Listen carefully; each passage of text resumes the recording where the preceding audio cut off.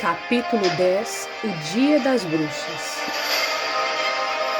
Draco não conseguiu acreditar em seus olhos quando viu que Harry e Rony continuavam em Hogwarts no dia seguinte, parecendo cansados, mas absolutamente felizes.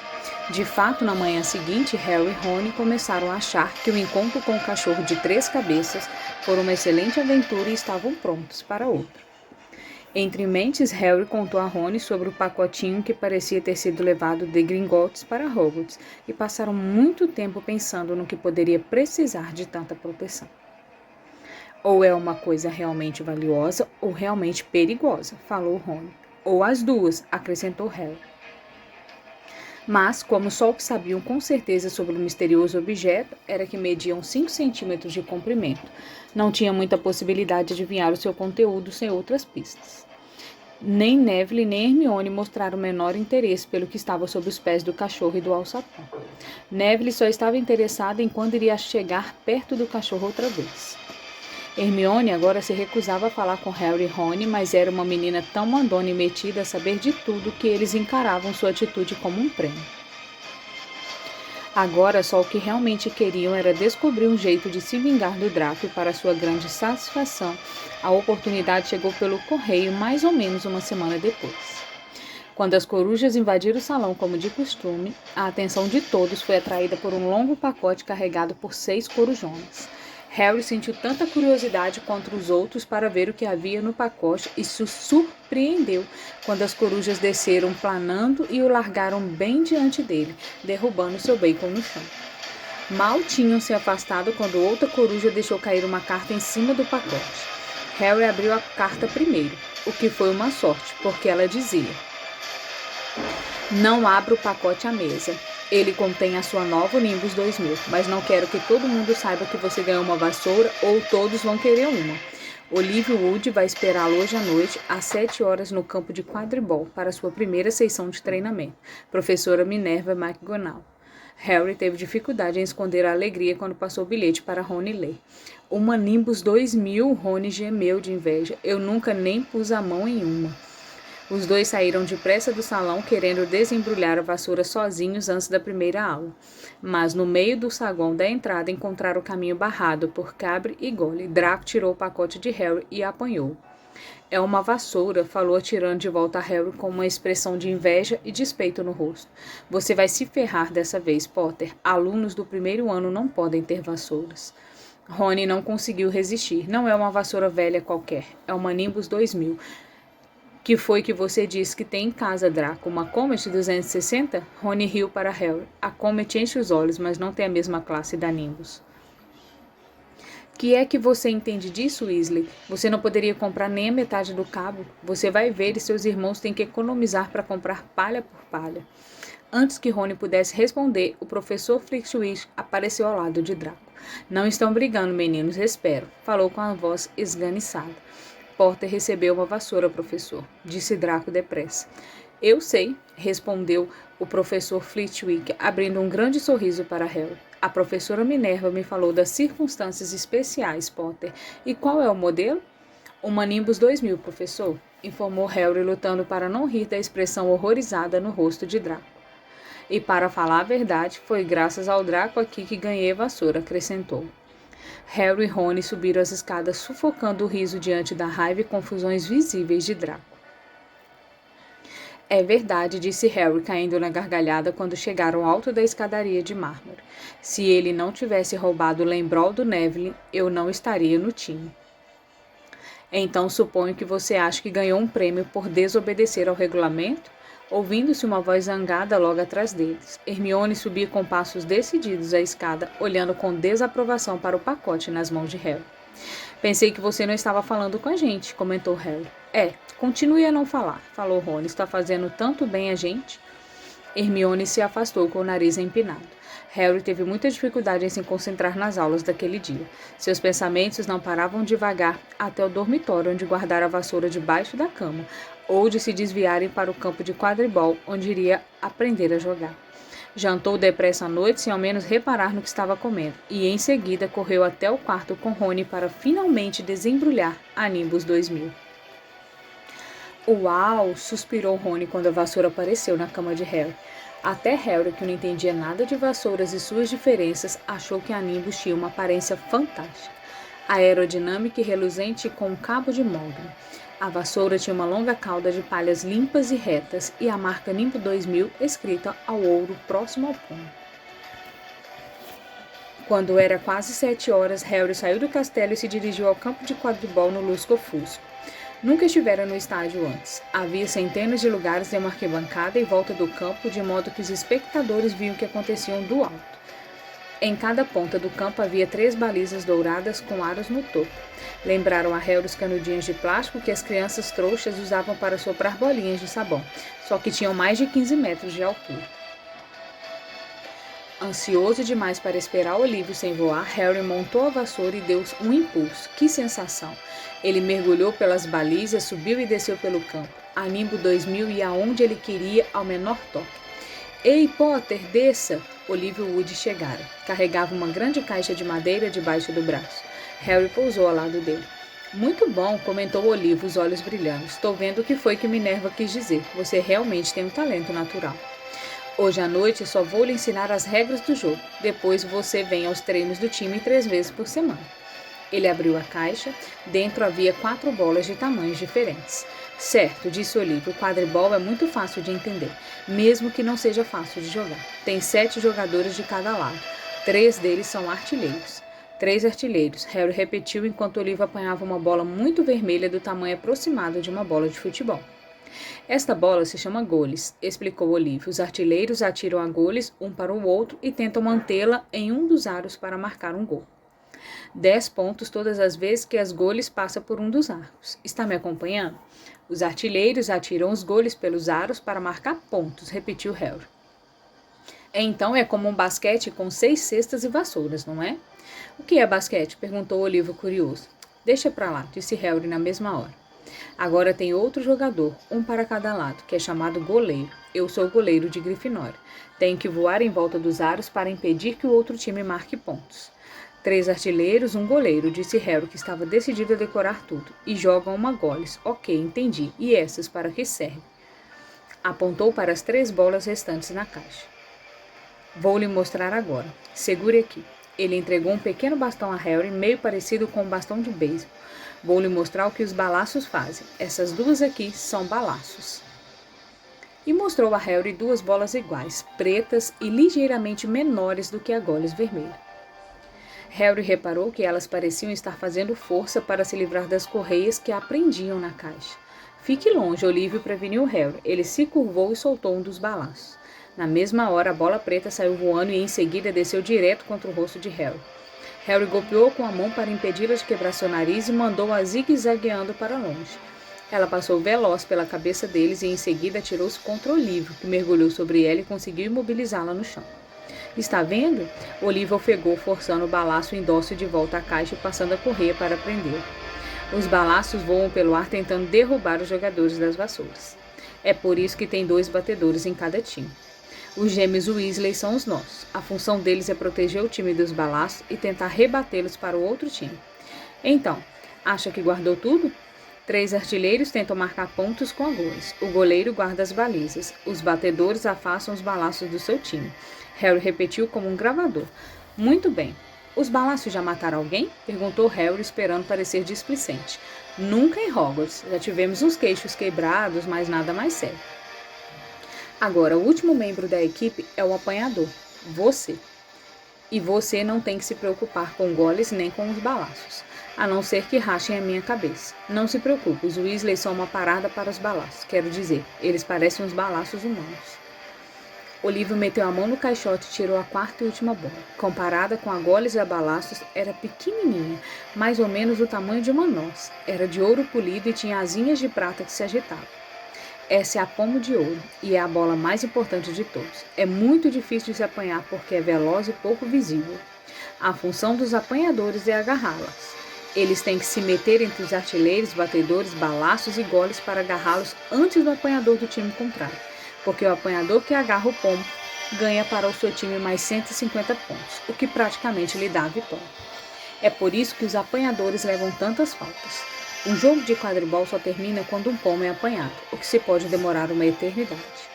Acho que o recorde é 3 meses e precisaram arranjar substituto para os jogadores poderem dormir um pouco, explicou Olivia. É isso aí, alguma pergunta? Harry sacudiu a cabeça, compreendeu muito bem o que tinha de fazer. Fazer é que ia ser o problema. Não vamos praticar com o pomo, disse Olivia guardando cuidadosamente de volta na caixa. Está escuro demais e poderíamos perder. Vamos experimentar com outras bolas. E tirou do bolso um saco de bolas comuns de golfes e, alguns minutos depois, ele e Harry estavam no ar. Olivia tirando as bolas com toda a força para todos os lados e Harry apanhando-as. Harry não perdeu nenhuma e Olivia ficou encantado. Passou-se meia hora, a noite chegou e eles não puderam continuar. Aquela taça de quadribol terá o nosso nome este ano, disse Olívio feliz quando voltavam cansados ao castelo. Eu não me espantaria se você se saísse melhor que Carlinhos, e ele poderia ter jogado na seleção da Inglaterra se não tivesse ido embora caçar dragões. Talvez fosse porque agora andava muito ocupado com o treino de quadribol, 3 noites por semana, além dos deveres de casa, mas Harry nem acreditou quando se deu conta que já estava em Hogwarts havia 2 meses. O castelo parecia mais sua casa do que a casa da Rua dos Alfeneiros. As aulas também estavam se tornando cada dia mais interessantes, agora que dominaram os conhecimentos básicos. Na manhã do dia das bruxas, eles acordaram com um delicioso cheiro de abóbora assada que se espalhavam pelos corredores. E o que era ainda melhor, o professor Flitwick anunciou na aula de feitiços que, em sua opinião, os alunos estavam prontos para começar a fazer objetos voar. Uma coisa que andando morrendo de vontade de experimentar, desde que vira o professor fazer o sapo de Neville sair voando pela sala.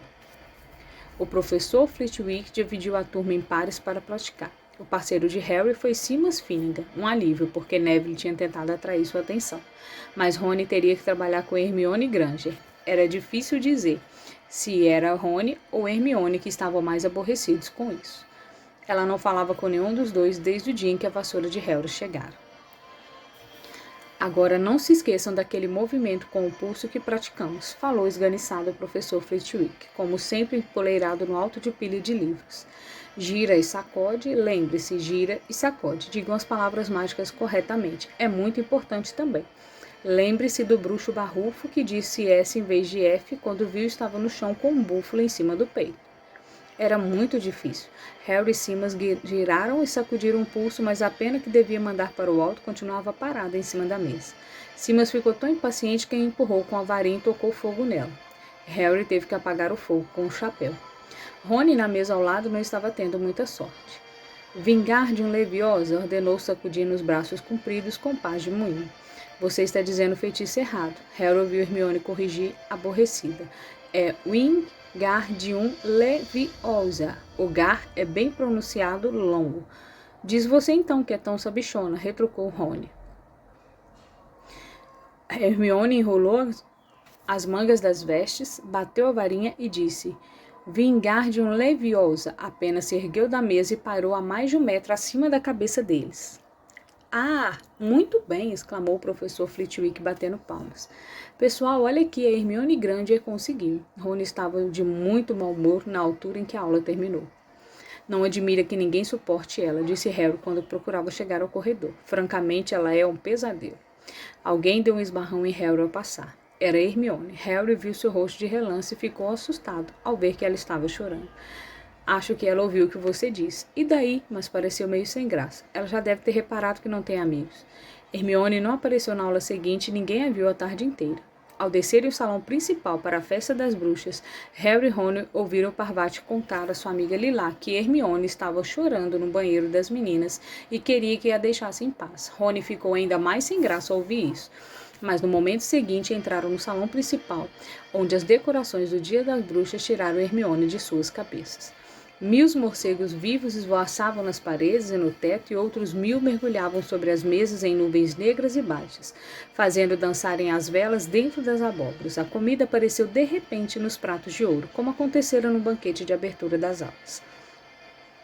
Harry estava se servindo de uma batata assada na casca quando o professor Quirrell entrou correndo no salão, o turbante torto na cabeça e o terror espantado no rosto. Todos olharam quando ele se aproximou da cadeira de Dumbledore, escorou-se na mesa e ofegou. Trasgo, nas masmorras, achei que devia lhe dizer. Em seguida, desabou no chão desmaiado. Houve um alvoroço. Foi preciso explodirem várias bombinhas da ponta da varinha do professor Dumbledore para as pessoas fazerem silêncio. Monitores, disse ele com voz grave e retumbante, levem os alunos de suas casas de volta aos dormitórios imediatamente. Era com Percy mesmo. Me acompanhem, fiquem juntos, alunos do primeiro ano, não precisam ter medo do trasgo se seguirem as minhas ordens. Agora fiquem bem atrás de mim. Abram caminho para os alunos do primeiro ano passarem. Com licença, sou monitor. Como é que um trasgo pode entrar? Perguntou Harry enquanto subiam as escadas. Não me pergunte, dizem que eles são bem burros, respondeu Rony. Vai ver, o pirraça deixou ele entrar para pregar uma peça no Dia das Bruxas. Eles passaram por diferentes grupos de pessoas que se apressavam em diferentes direções. Enquanto lutavam para passar por um bolinho de alunos de Lufa-Lufa, Harry de repente agarrou o braço de Rony. Acabei de me lembrar da Hermione. O que tem ela? Ela não sabe que tem um trasgo aqui. Rony mordeu o lábio. Está bem, falou ríspido, mas é melhor Percy não ver a gente. Abaixando-se, ele se misturaram aos alunos de Lufa-Lufa que iam na direção contrária. Escapuliram por um lado deserto do corredor e correram para o banheiro das meninas. Tinham acabado de virar um canto quando ouviram passos apressados atrás deles. Percy, sibilou Rony, puxando Harry para trás de um enorme grifo de pedra. Espiando para os lados, no entanto, viram não Percy, mas Snape. Ele atravessou o corredor e desapareceu de vista. O que é que ele está fazendo? Cochichou Harry. Por que não está lá embaixo com os outros professores? Não me pergunte. O mais silenciosamente possível, eles se esgueiraram pelo próximo corredor nas pegadas de Snape. Ele está indo para o terceiro andar, disse Harry, mas Rony levantou a mão. Você está sentindo um cheiro? Harry fungou e um fedor horrível invadiu suas narinas, uma mistura de mais velhas e banheiros públicos que parecem que nunca li. E em seguida ouviram um grunhinho baixinho e passadas de pés gigantescos. Rony apontou. No fim do corredor, à esquerda, alguma coisa enorme estava vindo em sentido contrário. Eles se encolheram no escuro e procuraram ver o que era quando a coisa passou por um trecho iluminado pelo luar. Era uma visão medonha, quase 4 metros de altura. A pele cinzenta e baça, o corpo azul cheio de calombos como um pedregulho e uma cabecinha no alto, que mais parecia um coco. Tinha pernas curtas, grossas como um tronco de árvore e pés chatos e calorosos. Segurava um enorme bastão de madeira que arrastava pelo chão, porque seus braços eram compridíssimos. O trasgo parou próximo a uma porta e espiou para dentro. Abanou as longas orelhas, tentando fazer a cabeça minúscula pensar. Depois entrou devagar na sala. A chave está na porta, murmurou Harry. Podíamos trancá-lo lá dentro. Boa ideia, concordou Rony nervoso. Eles se esgueiraram até a porta aberta, as bocas secas, rezando para o trasgo não resolver sair naquele instante. Com um grande salto, Harry conseguiu arrancar a chave, bater a porta e trancá-la seguramente. Pronto. Afogueados com a vitória, começaram a correr de volta pelo corredor, mas ao chegarem num canto ouviram uma coisa que fez seus corações pararem.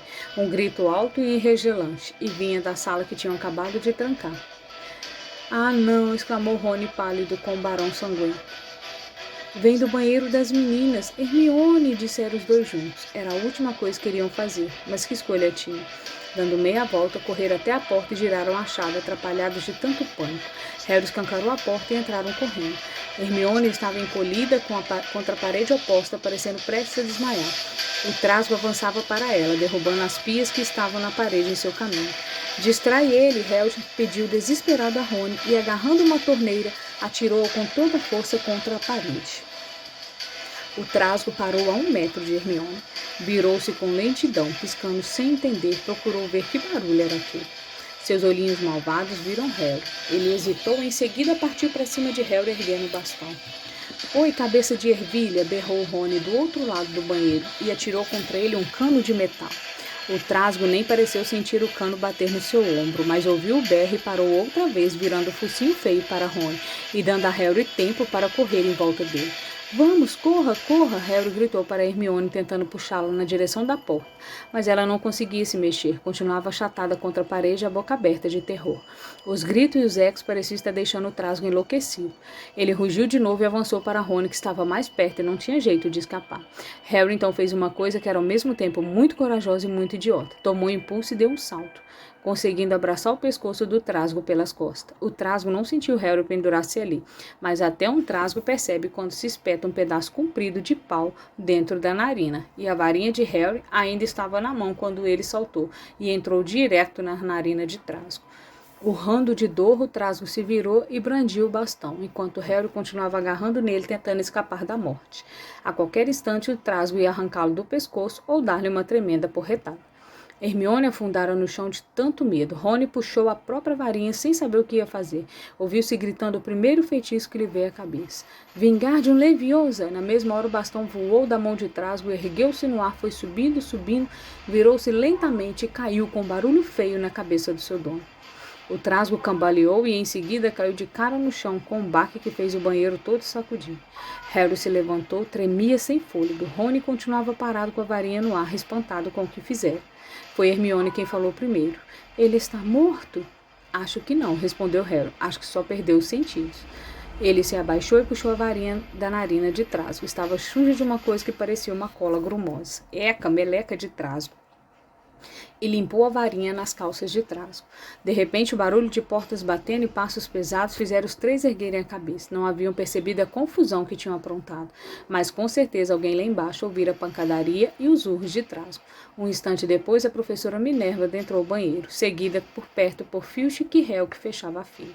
Quirrell deu uma espiada nos Trasgos, soltou um gemidinho e sentou-se depressa em um vaso sanitário apertando o peito. Filch debruçou-se sobre o Trasgo. A professora Minerva ficou olhando para Rony e Harry. Harry nunca a vira tão zangada. Seus lábios estavam brancos. A esperança de ganhar 50 pontos para a Grifinória desapareceu logo da cabeça de Harry. O que é que vocês estavam pensando? Perguntou a professora Minerva com uma fúria reprimida na voz. Harry olhou para Rony, que continuava parado com a varinha no ar. Vocês tiveram sorte de não serem mortos. Por que é que não estão no dormitório? Filch lançou a Harry um olhar rápido e penetrante. Harry olhou para o chão. Desejou que Rony baixasse a varinha. Então ouviu-se uma vozinha que veio das sombras. Por favor, professora Minerva, eles vieram me procurar. Senhora Granger! Hermione conseguira finalmente se levantar. Saí procurando o Trasgo porque achei que podia enfrentá-lo sozinha. Sabe, já li tudo sobre Trasgo. Rony deixou a varinha cair. Hermione Granger contando uma mentira deslavada a um professor? Se eles não tivessem me encontrado, eu estaria morta agora. Harry enfiou a varinha no nariz de Trasgo e Rony derrubou ele com o próprio bastão. Não tiveram tempo de chamar ninguém. O Trasgo ia acabar comigo quando eles chegaram. Harry e Rony tentaram fingir que a história não era novidade para eles. Bem, nesse caso, disse professora Minerva encarando os três. Senhorita Granger, que bobagem. Como pôde pensar em enfrentar um Trasgo montanhês sozinho? Hermione abaixou a cabeça. Harry perdera a fala. Hermione era a última pessoa do mundo que desobedeceria ao regulamento e ali estava fingindo que desobedecera para tirá-los de uma enrascada. Era o mesmo que Snape começara a distribuir balinhas. Hermione Granger, Grifinória vai perder 5 pontos por isso, disse a professora Minerva. Estou muito desapontada. Se não estiver machucada, é melhor ir embora para a torre de Grifinória. Os alunos estão acabando de festejar o dia da bruxa em suas casas. Hermione se retirou. A professora Minerva virou-se para Harry e Rony. Bem, eu continuo achando que vocês tiveram sorte, mas não há muitos alunos do primeiro ano que pudessem enfrentar um Trasgo montanhês adulto. Cada um de vocês ganha 5 pontos para a Grifinória. O professor Dumbledore será informado. Podem ir. Eles saíram depressa do banheiro e não falaram nada até subirem 2 andares. Foi um alívio se afastarem do fedor do Trasgo, para não falar do resto. Devíamos ter ganhado mais de 10 pontos, resmungou Rony. 5, você quer dizer, depois de descontar os pontos de Hermione, perdeu. Foi legal ela ter nos tirado do aperto, admitiu Rony, mas não se esqueça, salvamos a vida dela. Talvez ela não precisasse ser salva se não tivéssemos trancado a coisa com ela, lembrou Harry. Tinham chegado ao retrato da mulher gorda. Focinho de porco, disseram e entraram. A sala comunal estava cheia e barulhenta. Todo mundo estava comendo o jantar que fora mandado para lá. Hermione, porém, estava parada sozinha do lado da porta esperando por eles.